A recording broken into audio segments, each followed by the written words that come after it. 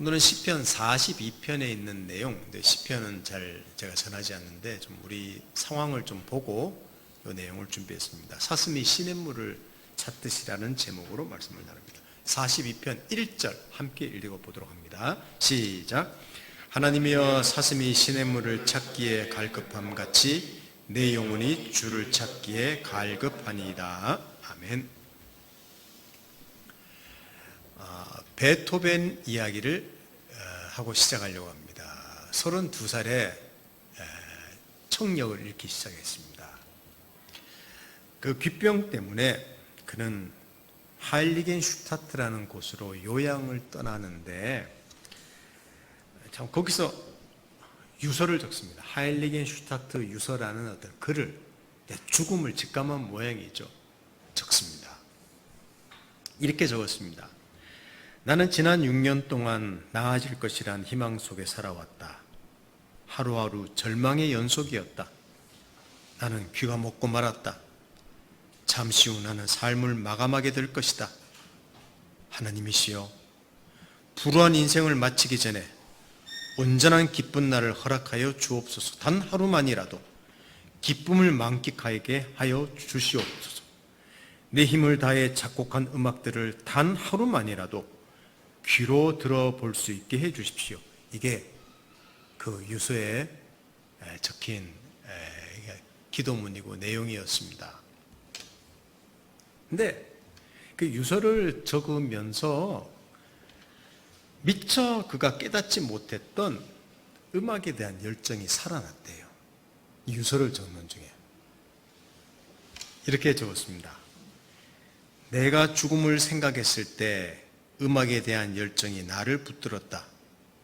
문득 하나님이 내게 명령하신 일을 끝내기 전에 세상을 떠날 수 없다는 생각이 들었다. 앞으로 내 손을 통해 태어나야 할 음악들을 생각하며 지금 비참한 삶을 견뎌내고 있다. 나는 하루하루 내 삶에 인내를 새로 쓰고 있다. 거침없이 나를 위협하는 운명이 삶을 끊어버리는 순간이 오더라도 결코 흔들리지 않을 것이다. 사람들은 언젠가 깨닫게 될 것이다. 비참한 운명을 어깨에 짊어지고도 음악가로서 최선을 다하기 위해 몸부리친 한 사람이 있었다는 것을, 또한 불행하다고 생각하는 사람들이 자기처럼 불행한 사람이 존재하고 있었다는 사실을 깨닫고 위안을 얻게 될 것이다. 나의 예술 열정이 활활 타오르기 전에 죽음이 닥쳐온다면 나는 맞서 싸울 것이다. 장엄한 유서를 적으면서 깨달음을 받았습니다. 이게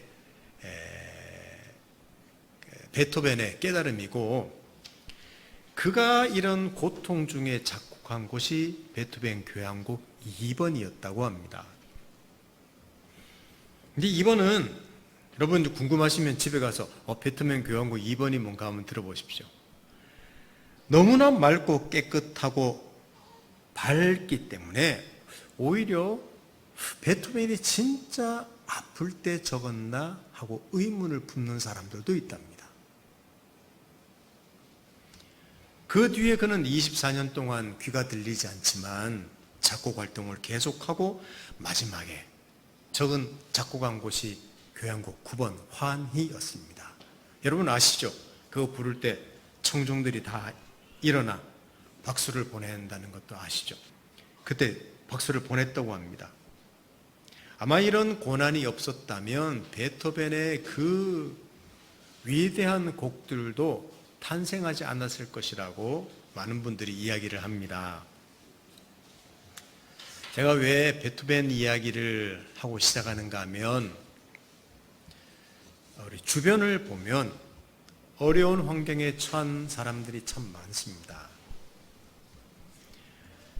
그리스도인들이라고 예외는 아닙니다. 질병, 재정, 자녀 문제, 인간관계, 사역, 직장 등등 수많은 문제들로 힘들어합니다. 기도하죠. 응답이 없어 보입니다.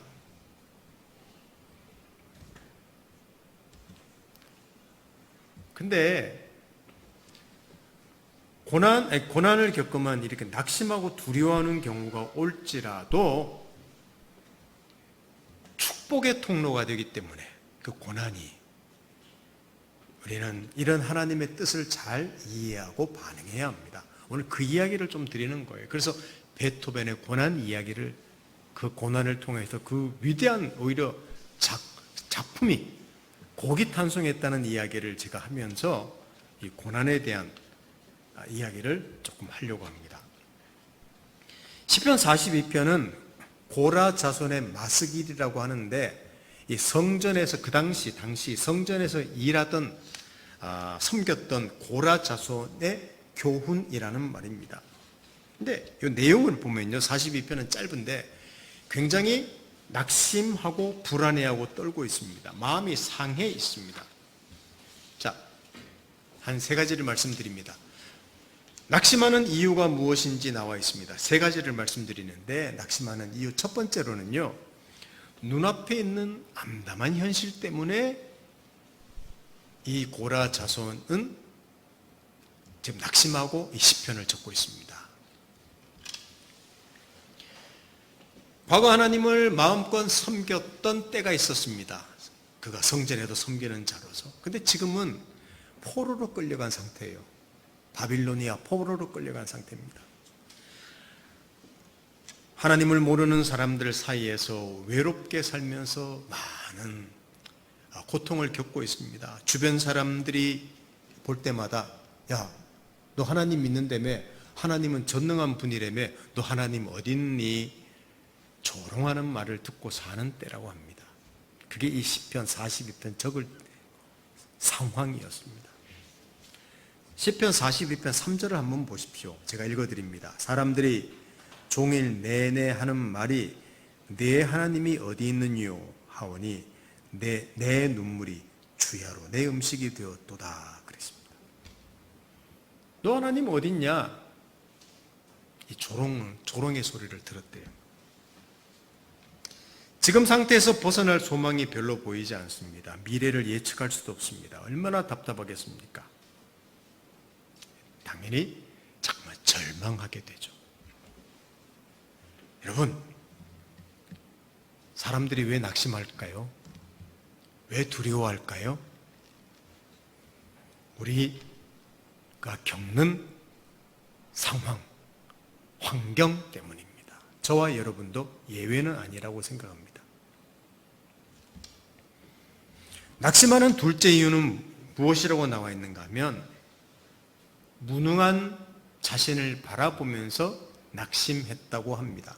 자, 어떤 성경학자는 시편 42편, 43편에 나를, 나의 이렇게 1인칭 쓰는 것을 51번이나 쓰고 있다고 합니다. 그러니까 이 시편을 적은 저자가 늘 자기 자신을 바라봤다고 그렇게 해석하는 분도 있습니다. 자기에게 매여 있었다는 말이죠. 여러분, 자기를 자꾸만 바라보면 낙심하기 쉽습니다. 그걸 지금 오늘 성경은 보여주고 있습니다. 자기를 바라보면 낙심하기 쉬워요. 대개 고난이나 어려운 환경에 처하면 무엇을 보는가 하면 그 환경 자체를 보고 그 환경을 겪는 비참한 자기를 봐요. 그래서 힘들어하죠. 왜 나한테 이렇게 어려움 당할까? 나는 왜 이럴까? 왜 나만 이래? 그게 거의 세상에 있는 모든 사람들 다 그럴 거예요. 여러분 자신을 보면 어떻습니까? 자, 물어보십시다. 여러분 자신을 보면 막 활기가 돋습니까? 아니면 아유, 내 인생 전자입니까, 후자입니까? 물론 목사인 저도 전자면 좋겠는데 후자 될 때도 참 많습니다. 조금만 일이 안 되고 조금만 환경이 어렵고 조금만 낙심할 일이 있으면요, 그냥 푹 쳐져 버려요. 어쩔 수가 없죠. 사람인데. 셋째는 또 뭐냐 하면 왜 낙심할까? 4절을 한번 같이 읽어보겠습니다. 자, 시편 42편 4절을 한번 같이 읽어보겠습니다. 내가 전에 성의를 지키는 무리와 동행하여 기쁨과 감사의 소리를 내며 그들을 하나님의 집으로 인도하였더니 이제 이 일을 기억하고 내 마음이 상하는도다. 이게 무슨 말인가 하면 옛날에는 나 이렇게 살았는데 하고 옛날과 지금을 비교하기 때문에 지금 낙심합니다. 이 시편 저자는 과거에는 성소를 드나들면서 하나님을 찬양하면서 하나님의 은혜를 경험하면서 행복하게 살았다고 했습니다. 그런데 이제는 하나님이 어디 있느냐? 너 믿는 하나님은 힘이 없니? 능력이 없니? 이런 조롱을 받으면서 포로로 끌려간 생활을 하고 있는 거예요. 비교를 해보니 낙심할 만하죠. 혹시 여러분 비교하고 있습니까? 물론 저는 그 과거에 제가 살았던 어떤 일을 비해서 지금 오히려 행복하다고는 생각합니다. 그런데 또 어떤 면들로는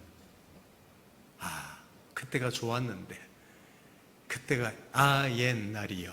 그때가 좋았는데 우리 이런 경우가 굉장히 많아요. 사람이 낙심하고 절망하는 것 다 비슷하죠.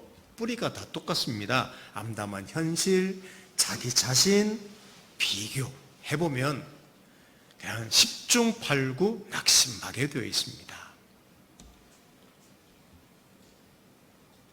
여러분은 혹시 무엇 때문에 지금 그런 처진 마음, 낙심한 마음이 있다면 여러분은 무엇 때문에 그러십니까? 우리 그것이 있다면 숨기지 마시고 우리 솔직해져 보십시다. 내가 지금 내 수준이 이 정도야. 우리 아닌 척하지 마십시다.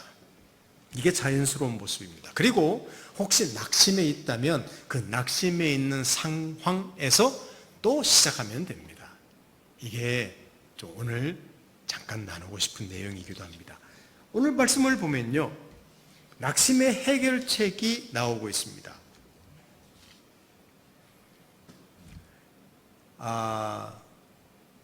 이 시편 저자가 낙심을 했던 것은 바라보는 것들이 지금의 환경, 그리고 자기 자신, 그리고 과거와 현재의 비교, 그것을 바라보았기 때문에 낙심했다고 한다면 여러분, 그 낙심을 해결하는 길은 무엇이 되겠습니까?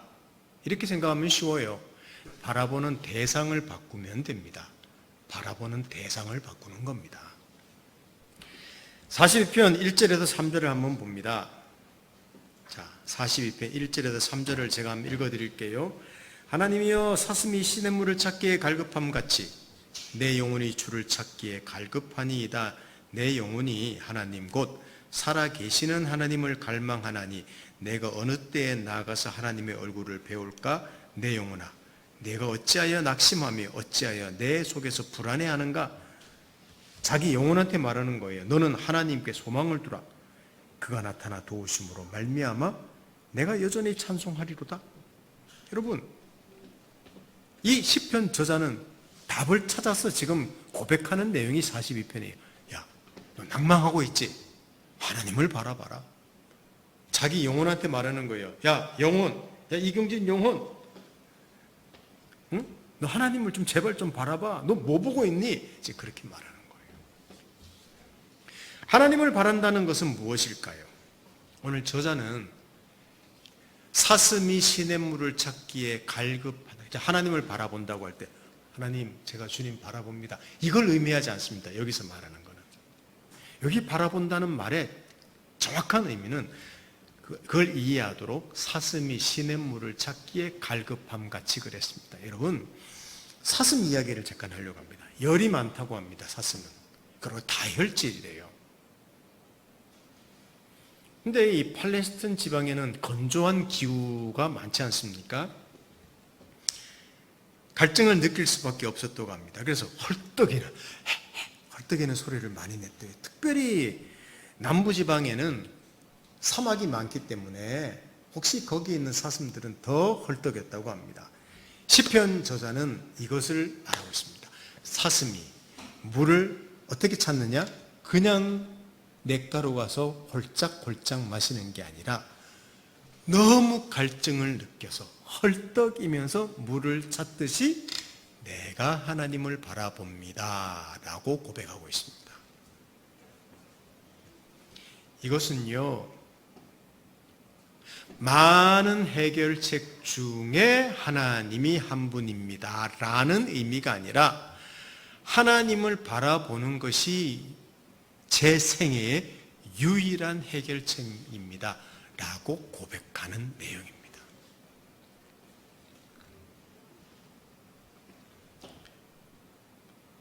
자, 여러분, 우리가 겪는 상황을 생각해 보십시다.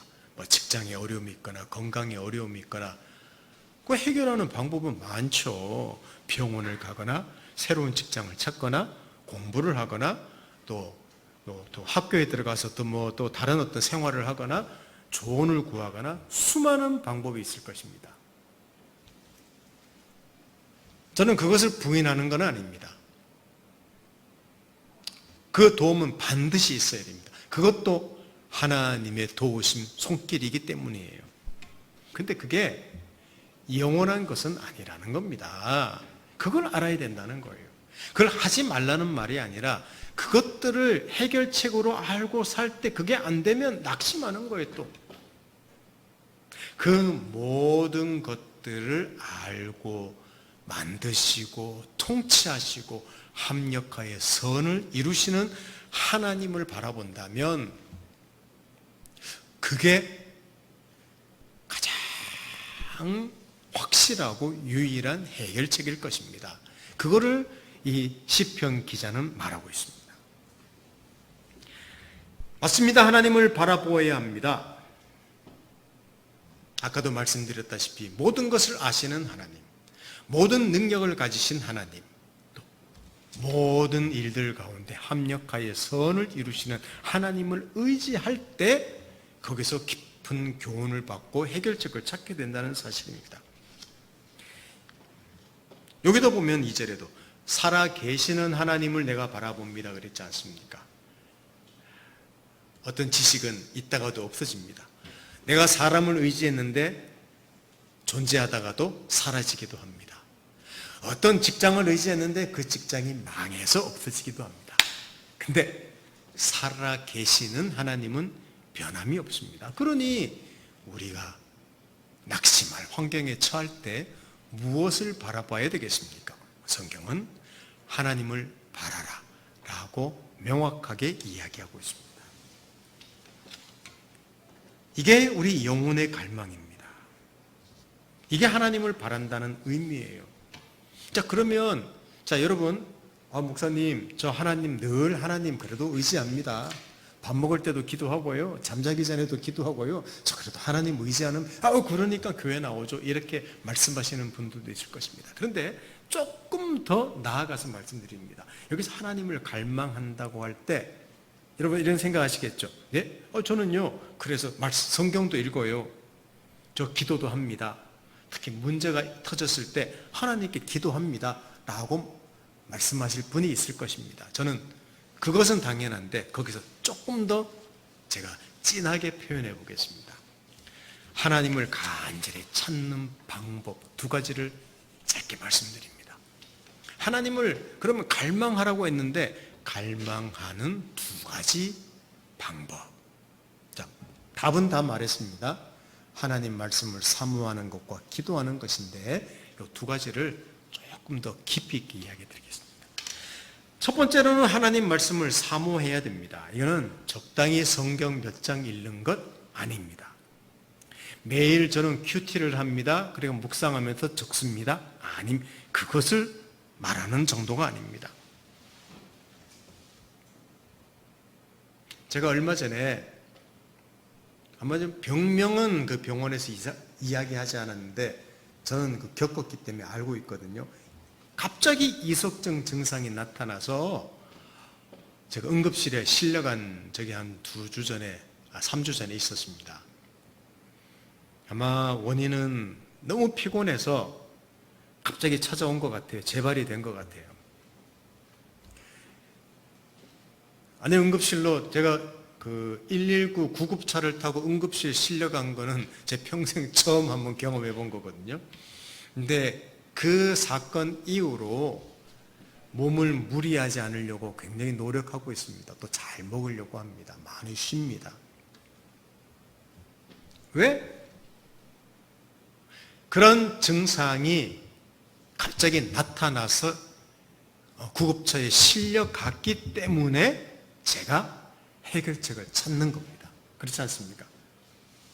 그러면 평상시는 왜 안 했느냐? 이석증 증상 안 나타났으니까. 자, 심각한 경우는요, 이석증으로, 물론 병이 안 걸리면 좋은데, 제가 쓰러졌다, 이게 심각한 게 아니라, 저는 쓰러졌기 때문에 원인을 생각하고 조심하게 되었다는 거예요. 심각한 경우는 뭐냐면, 문제는 있는데 증상이 안 나타나. 증상이 나타나지 않으니까 해결책도 찾질 않아. 이게 무서운 겁니다. 이게 뭔지 압니까, 여러분?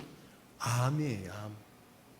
암은 증상이 안 나타나는 경우가 굉장히 많대요. 근데 나중에 어떤 증상 나타나서 병원 가서 검사했더니 사기더라, 말기더라, 이런 경우 많지 않습니까? 우리 그걸 생각한다면요, 내가 지금 고난을 겪는다, 낙심할 상황이다, 엄밀하게 따진다면 낙심할 상황이 아닐 수도 있습니다. 왜? 낙심할 상황에 처해서 도대체 이 낙심할 상황으로 말미암아 문제는 무엇이냐, 나에 대해서 바라볼 것은 무엇인지를 배울 수 있는, 깨달을 수 있는, 하나님께로 향할 수 있는, 원인을 해결할 수 있는 좋은 길이기 때문에, 어떤 환경이기 때문에 그렇다는 거예요. 오히려 이런 환경이 하나님께로 향할 수 있는 기회가 됩니다. 그러니까 감사해야 하고 또 기뻐해야 하고 근원적인 해결을 찾을 수 있기 때문에 오히려 즐거워해야 할 수도 있습니다. 이런 망가진 자기 인생에 대해서 망가지면 인생이 진지해지거든요. 그러면서 어디로 가는가 하면 많은 방법을 찾기도 하지만 하나님, 참 제가 제 힘으로 할 수 없는 게 너무나 많네요. 제가 음식 조심한다고, 제가 이렇게 조심한다고 내 인생이 100% 행복한 건 아닌데 이 모든 삶을 인도하시고 도우시는 하나님 도와주십시오 하면서 하나님께로 향합니다. 그리고 그의 말씀에로 향합니다. 이게 언제 하나님 말씀을 깊이 사슴이 시냇물을 찾는 것처럼 볼 수 있는가 하면요, 바로 낙심하는 상황에 처했을 때 우리는 볼 수 있다는 사실입니다. 시편 119편 97절, 제가 몇 구절 읽어드릴 테니까 옆 앞에 있는 내용을 한번 보십시오. 119편 97절, 이거는 같이 읽어보겠습니다. 시작. 내가 주의 법을 어찌 그리 사랑하는지요, 내가 그것을 종일 작은 소리로 읊조리이다. 자, 127절은 이렇게 되어 있습니다. 제가 읽어드립니다. 그러므로 내가 주의 계명들을 금 곧 순금보다 더 사랑하나이다. 돈보다 사랑한대요, 말씀을. 자, 131절 같이 읽겠습니다. 시작. 내가 주의 계명들을 사모함으로 내가 입을 열고 헐떡였나이다. 얼마나 사모하는지. 148절 제가 읽습니다. 하나님 말씀을 조용히 읊조리려고 내가 새벽녘에 눈을 떴나이다. 요 119편도 언제 적은 줄 아십니까? 119편도. 요 저자는 다릅니다. 작자 미상이에요. 바벨론의 포로로 끌려갔을 때 적은 내용입니다.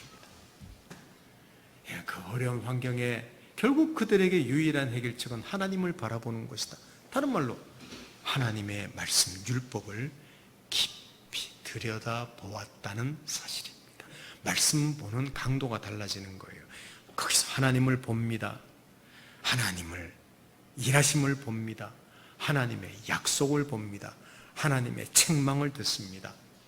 또 하나님 사람들의 어떤 그 모습을 우리가 보면서 또 교훈도 받습니다. 그러니까 하나님 말씀을 평상시에는 그냥 교훈 받는 조로 받았다면 여러분 낙심하는 상황에 하나님 말씀을 볼 때는요 그냥 강도가 다릅니다. 찐하기가 다릅니다. 깊이가 다릅니다. 그렇게 봐야만 그게 하나님을 갈망하는 것입니다. 이게 오늘 좀 말씀드리고 싶은 거예요. 사랑하는 성도 여러분, 하나님을 찾는, 간절히 찾는 방법 첫째는 하나님 말씀을 사모하는 것입니다. 간절히 보는 것입니다. 좀 여러분이 지금 하나님 말씀을 보는 태도를 보면 우리 상태를 알 수 있습니다. 내가 성경을 읽는 태도, 저 성경 잘 못 읽습니다. 바빠서. 진짜 다 죽게 되면요, 아무리 바빠도 급한 일도 하지만 가장 중요한 일을 합니다. 너무 바빠서 식사를 거르는 사람들 건강 망치죠. 아무리 바빠도 밥은 꼬박꼬박 먹어야 됩니다. 여러분, 하나님 말씀을 우리가 사모한다고 할 때 그냥 성경 한두 장 그냥 잠시 그냥 맛배기로 읽는 그 정도는 우리 영혼의 상태를 드러내고 있습니다. 아직 자기 자신의 영혼의 상태가 어떤지 얼마나 심각한지를 모르는구나. 분명히 심각한데 증상이 안 나타난 사람이구나. 다 죽게 되면요, 제가 119 불러달라 그랬다니까요. 제 입으로 으악 토하면서 어지러우니까 제발 좀 119 불러달라고 해서 간 겁니다. 하나님 말씀을 보는 자기 자신의 한번 태도를 살펴보십시오. 오늘 예배 참석한 분들이. 그러면 그것이 우리의 영혼의 상태입니다. 또 하나 하나님을 간절히 찾는 방법은 마지막 하나, 끈질기게 기도하는 겁니다. 한두 번 기도하고 응답 안 해주시니까 또 하나님 들어주시겠지, 이게 아니란 말이에요. 시편 42편 8절 9절 같이 읽어보겠습니다. 시편 42편 8절 9절 같이 읽겠습니다. 시작. 낮에는 여호와께서 그의 인자심을 베푸시고 밤에는 그의 찬송이 내게 있어 생명의 하나님께 기도하리로다. 내 반석이신 하나님께 말하기를 어찌하여 나를 잊으셨나이까? 내가 어찌하여 원수의 압제로 말미암아 슬프게 다니나이까 하리로다. 하나님께 기도하는 거예요. 하나님, 내가 하나님께 기도합니다. 내 반석이신 하나님께 기도합니다. 어찌하여 나를 잊으셨습니까? 하나님 제발 도와주십시오. 이 시편 42편의 저자는요, 정말 간절하게 찾습니다. 제가 2019년에 제 아내가 암 선고받았을 때 병원에 가서 이제 수술 기다리고 있을 때, 그때 기도를 생각하면요, 진짜 죽기 살기로 기도했던 것 같아요. 그때는 하나님께 기도할 때 예의도 없습니다. 서론, 본론, 결론이 없어요. 딱 하나예요. 살려달라고 기도하는 거예요. 그냥. 그리고 웁니다. 엉엉 울면서 살려달라고. 왜 이런 일을 주셨냐고 그러고 누구 바지 붙잡고 매달린 듯이 하나님께 그렇게 기도했던 기억이 납니다. 참 간절하게 기도했습니다. 여러분, 왜 그렇게 제가 기도했을까요? 다 죽게 되었으니까. 똑같습니다. 아까 말씀에 대해서 이야기 드렸듯이 다 죽게 되어서 환경과 자기 자신의 모습을 보거나 비교해서 낙심할 상황이면 여러분, 이런 기도를 하나님께 할 수밖에 없는 존재예요. 또 그렇게 해야 합니다. 그게 오늘 말씀드립니다. 어떤 교회는 중보기도팀이 있는 교회들이 많습니다. 큰 교회들은요, 중보기도팀이라고 해서 권사님들, 나이 드신 분들, 또 어떤 분들이 팀이 있어요. 그래서 교회의 어려움들, 또 누가 교인 중에 누가 또 가족들 중에 누가 아프다, 암에 걸렸다, 사고 났다 그러면요, 기도 제목을 받아서 돌아가면서 기도해요. 오늘은 네가 기도해라. 오늘 당신이 기도하시오. 몇 시부터 몇 시는 내가 기도합니다. 하고 기도가 끊이지 않게 기도하는 분들이 있대요.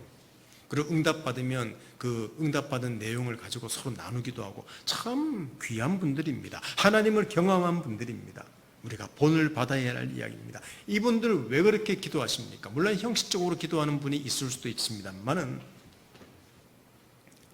이들은 하나님의 능력을 알고 정말 그 상황 가운데 간절하게 기도하는 사람들이기 때문입니다. 여러분, 우리의 기도의 모습을 보십시다. 그게 우리의 영적 상태입니다. 하나님께 살려달라고 부르짖지 않은 것은 하나님의 존재를 모르기도 하겠지만 아직도 내가 안 죽게 되었기 때문에 그럴 수도 있습니다. 그러나 그렇지 않습니다. 다 죽게 되었는데도 우리 암처럼 내가 그것을 모를 수가 있습니다. 우리 그것을 안다면 혹시 자녀 문제, 부모 문제, 돈 문제, 관계 문제, 또 자기 자신에 대한 열등감 문제, 온갖 문제, 건강 문제도 마찬가지예요. 이런 문제로 낙심할 환경에 처해 계신 분들이 있다면, 예배 참석한 분들 중에 이것은 굉장히 감사할 일이라는 사실. 왜? 내가 그 상황 속에, 낙심할 상황 속에 내 상태를 보고 하나님께 나아가 기도할 수 있고 하나님의 말씀을 보면서 그분을 깊이 알고 의뢰할 수 있는 기회이기 때문이라는 사실입니다.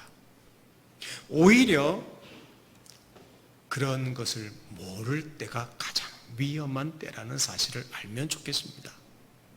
사랑하는 성도 여러분, 우리 하나님께 간절히 매달려서 기도해 보시지 않겠습니까?